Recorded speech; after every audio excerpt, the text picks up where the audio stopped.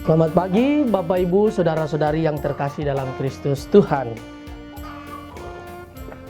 Wanyambe. Mari kita mendengarkan firman Tuhan, mengawali hari baru ini dengan mendengarkan firman Tuhan yang diambil dari Injil Markus bab 12 ayat 38 sampai dengan 44. Tuhan bersamamu. Inilah Injil suci menurut Santo Markus. Pada suatu hari, Yesus dalam pengajarannya berkata, "Waspadalah terhadap ahli-ahli Taurat. Mereka suka berjalan-jalan dengan pakaian panjang dan suka menerima penghormatan di pasar. Mereka suka menduduki tempat-tempat terdepan dalam rumah ibadat dan tempat terhormat dalam perjamuan. Mereka mencaplok rumah janda-janda sambil mengelabui orang dengan doa panjang-panjang. Mereka ini pasti akan menerima hukuman yang lebih berat." Pada kali lain sambil duduk berhadapan dengan peti persembahan, Yesus memperhatikan bagaimana orang banyak memasukkan uang ke dalam peti itu. Banyak orang kaya memberikan jumlah yang besar. Lalu datanglah seorang janda miskin. Ia memasukkan 2 peser, yaitu 1 duit. Maka Yesus memanggil para muridnya dan berkata kepada mereka, "Aku berkata kepadamu, sesungguhnya janda miskin itu memberikan lebih banyak daripada semua orang yang memasukkan uang ke dalam peti persembahan.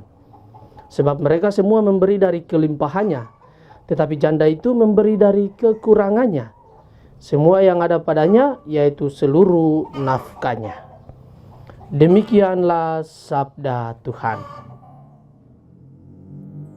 Bapak Ibu, Saudara-saudari yang dikasihi dalam Kristus Tuhan, tema kita yang hari ini akan kita renungkan berkaitan dengan Allah adalah andalan hidup kita. Dalam Injil hari ini, Yesus mengkritik para ahli Taurat dan pemuka agama yang mencari pujian dan popularitas dengan menunjukkan kesalehan hidup supaya dipuji dan menarik simpati banyak orang. Yesus menentang cara hidup mereka dan memuji janda miskin yang memasukkan persembahan hanya 2 peser saja.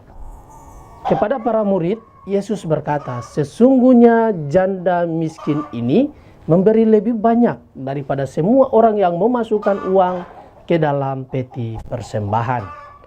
Janda miskin dipuji meski menyumbang sedikit, namun ia memberikan dengan dan dalam ketulusan hati serta seluruh nafkahnya.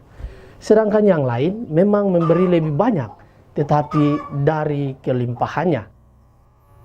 Janda yang memberi dari kekurangan berarti memberikan seluruh nafkahnya. Ia memberi pada saat sedang kekurangan dan itu memberikan suatu kebahagiaan di dalam dirinya. Ia merasa kurang dalam hal duniawi, tetapi penuh dalam rahmat karena pemberian seluruh hidupnya.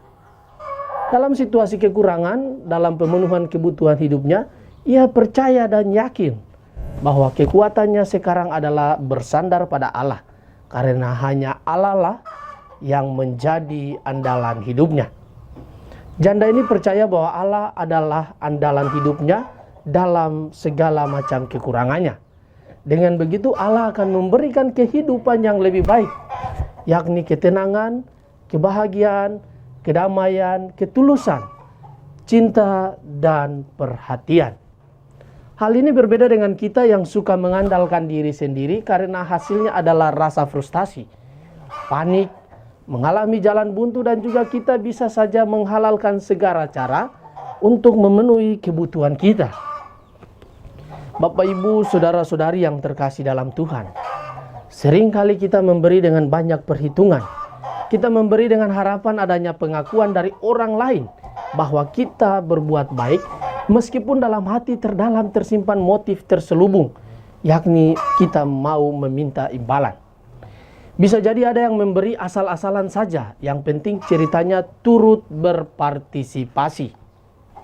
Kisah tentang si janda miskin mengajarkan kita bahwa nilai dan kualitas persembahan atau pemberian kita kepada Tuhan dan sesama tidak semata-mata ditentukan oleh jumlah, tetapi oleh kemurnian, motivasi dari dalam hati kita. Mari kita jadikan Allah sebagai andalan kita, dan sudah saatnya untuk mempersembahkan seluruh kehidupan kita. Dengan begitu, kita sedang mengandalkan Allah di dalam kehidupan kita. Semoga demikian. Marilah berdoa. Tuhan, pagi ini kembali kami naikkan syukur dan permohonan. Terima kasih sudah menjaga kami saat tidur maupun bangun. Terima kasih untuk udara sejuk dan segar pagi ini. Bukalah mata hati kami di awal hari ini.